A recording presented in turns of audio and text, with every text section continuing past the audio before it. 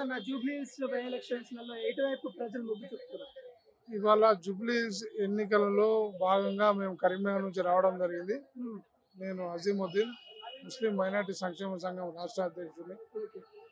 ఇవాళ ఈ జూబ్లీస్ ఎలక్షన్ అంటే హ్మ్. తెలంగాణ మొత్తం ఇవాళ టీవీలకు అతకపోయింది. హ్మ్. జూబ్లీస్ అంటే అయ్యో ఒక అద్దాల మెడలతోని ఒక సినీ పరిశ్రమలు ఉండే ప్రాంతం ఇది. హ్మ్. బాగా రిచ్ ఏరియా అని వాళ్ళు అనుకుంటున్నారు కానీ నేను కరీంనగర్ నుంచి వచ్చి చూస్తున్నా ఇవాళ హ్మ్. అంత స్లమ్ ఏరియా. ఇక్కడ ఈ జీవనోపాధి కోసం అనేక రాష్ట్రాల నుంచి వచ్చి ఇక్కడ ఈ పుట్టకూటి కోసం ఇవాళ ఈడ ఒక గూడు ఏర్పాటు చేసుకున్న పరిస్థితి.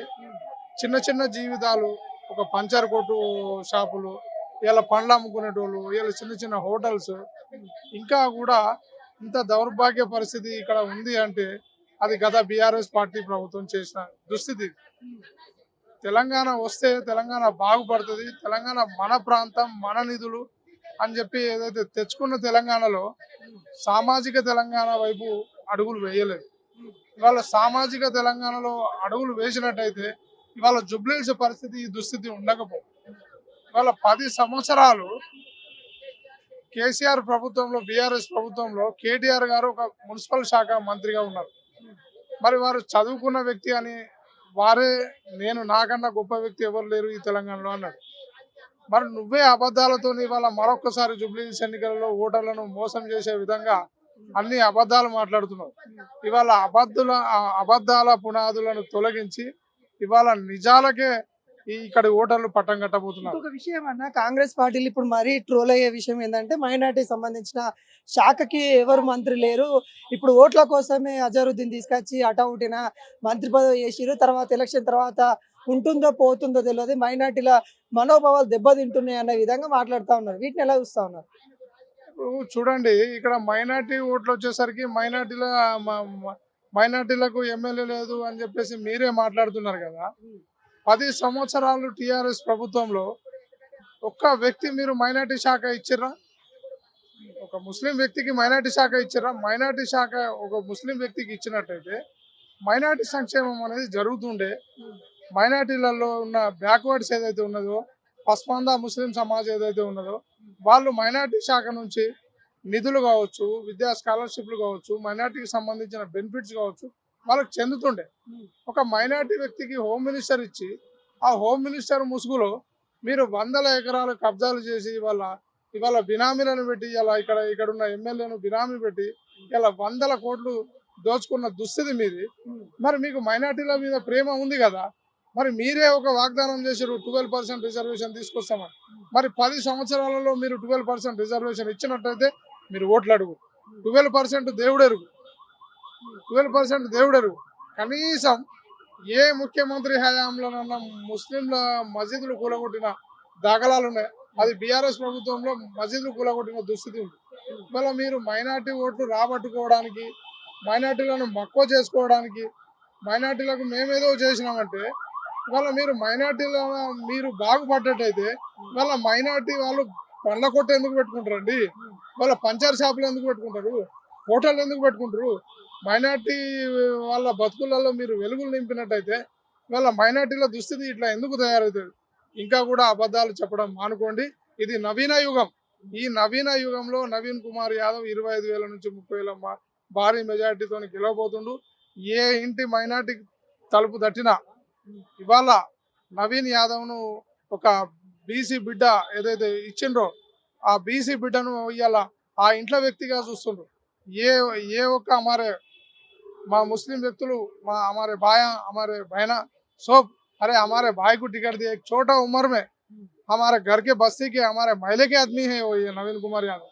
हाँ, నవీన్ కుమార్ యాదవ్ అనేటోడు ఎక్కడనో మొగుల మీదకి వెళ్ళి ఊసిపల్లె ఏదో ఎక్కడనో ఎన్ఆర్ఐగా వచ్చి ఇక్కడ ఏదో మన రాజకీయాలు చేయడానికి రాలే. ఈ ప్రాంత బిడ్డ, ఈ ప్రాంతంతో పెనవేసుకున్న జీవితం.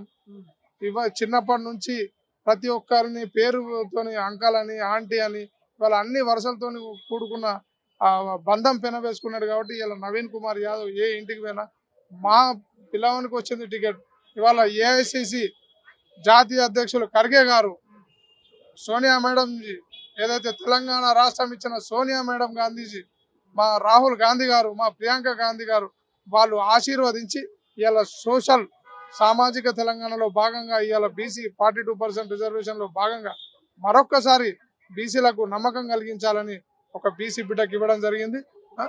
దీన్ని ఆ బీసీ బిడ్డను ఇవాళ చట్టసభలలో అడుగు పెట్టకుండా, ఇవాళ చట్టసభలకు రాకుండా అతని మీద ఒక రౌడీ షీటర్ అని ఇంకేదో నిందలు మోపి ఏదో ఇక్కడ భయాందోళన సృష్టించి ఇవాళ ఒక డైవర్ట్ పాలసీతో ఇవాళ మైనార్టీ ఓట్లు పొందాలని చూస్తుండ్రు.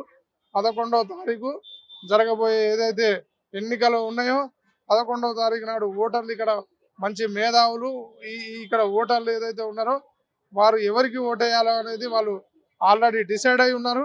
ఇవాళ నవీన్ అన్న గెలుపు ఖాయం. సోనియా గాంధీ గారికి, రాహుల్ గాంధీ గారికి, ఖర్గే గారికి, మా ముఖ్యమంత్రి రేవంత్ రెడ్డి గారికి ఇక్కడ నుంచి జూబ్లీ హిల్స్ ఎన్నికల నుంచి నవీన్ యాదవ్ గారిని భారీ మెజార్టీతో గెలిపించి ఒక గిఫ్ట్ ఇవ్వబోతున్నాం. ఇవాళ ముఖ్యమంత్రి అంటే అట్టి టీవీలలో చూడడం జరిగింది. అయ్యో అద్దాలలో కూర్చుంటాడు కావచ్చు ఒక ముఖ్యమంత్రి. ఇవాళ రేవంత్ రెడ్డి గారు, గౌరవ ముఖ్యమంత్రి రేవంత్ రెడ్డి గారు వచ్చినాక రేవంత్ రెడ్డి గారు ఎవరండి? ఒక రైతు బిడ్డ, ఒక గ్రామీణ ప్రాంతం నుంచి కొండారెడ్డిపల్లి నుంచి వచ్చి ఇవాళ ఒక ముఖ్యమంత్రి హోదాలో జూబ్లీ హిల్స్ ప్రాంతం ఏదైతే వర్షాలకు ఇక్కడ మొత్తం చెరువును తలపిస్తే ఇల్లు తిరిగి ఈ డ్రైనేజ్ వ్యవస్థ ఎట్లా ఉంది, అసలు నీళ్లు ఎక్కడి నుంచి వస్తున్నాయి, ఆ నీళ్ళను ఎట్లా అడ్డుకట్ట వేయాలి, దీనికి భవిష్యత్తులో ఇక్కడ ఇండ్లు మునగకుండా ఇక్కడ ప్రజలను ఎట్లా కాపాడుకోవాలని ఒక ముఖ్యమంత్రి హోదా అనేది పక్కకు పెట్టి ఇవాళ సామాన్య ఒక కార్పొరేటర్ వ్యక్తిలాగా ఇవాళ జూబ్లీ గల్లీకి వచ్చిన ముఖ్యమంత్రి ఎవరైనా ఉన్నారా అండి? ఆత్మవిమర్శ చేసుకోవాలి. ఏదైనా మాట్లాడే ముందు మనం ఆలోచించి మాట్లాడాలి. ఇవాళ తెలంగాణ కోరుకున్నది, ఇవాళ సామాజిక తెలంగాణ కోరుకున్నాం. కానీ ఇవాళ బాగుపడ్డది బీఆర్ఎస్ ప్రభుత్వంలో దొరలు బాగుపడ్డారండి, వాళ్ళ సామాజిక వర్గం బాగుపడ్డది. ఇవాళ అన్ని వర్గాల వారు ఇవాళ ఖాళీ అభివృద్ధికి దూరంగా ఉన్న పరిస్థితి. ఇవాళ బలపడ్డది కులం ఏదైతే ఉన్నది అంటే అది విలమ సామాజిక వర్గం. మళ్ళీ ఈ బీసీ బిడ్డ వస్తే ఇవాళ రాజ్యాధికారం వాళ్ళ చేతిలో ఉన్నదాన్ని ఇవాళ అందరికీ పంచుతుండు రేవంత్ రెడ్డి గారు. కాంగ్రెస్ పార్టీ ఏంటిదండి? అన్ని కులాలకు ఇవాళ అంబేద్కర్ గారు ఏదైతే రాజ్యాంగం రచించిండో ఆ అంబేద్కర్ ప్రిన్సిపల్ను ఆధారంగా చేసుకొని మరి ఇవాళ అన్ని జాతులు, అన్ని వర్గాలు అసెంబ్లీ చట్టసభలలో అడుగు పెట్టాలనే ఆ కాన్సెప్ట్ను తీసుకొని ఇవాళ రేవంత్ రెడ్డి గారు బీసీ బిడ్డకి ఇవ్వడం జరుగుతుంది. ఈ బీసీ బిడ్డను అసెంబ్లీలలో అడుగు పెట్టకుండా అన్ని రకాలుగా ఇక్కడ వ్యయ ప్రయాసాలు కోర్చుకొని తన మీద ఉన్నాయి లేని అన్ని ఆరోపణలు చేసి మీరేదో పబ్బం గడుపుకోవాలని చూస్తారు.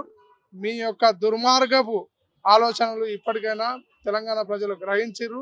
మీ దుర్మార్గపు పాలన కూడా 10 సంవత్సరాలలో గ్రహించారు. మీరు ఇవాళ తెలంగాణలో ఎన్ని కోట్ల రూపాయలు బినామీలను పెట్టి దోచుకున్న పరిస్థితి మీకు తెలుసు.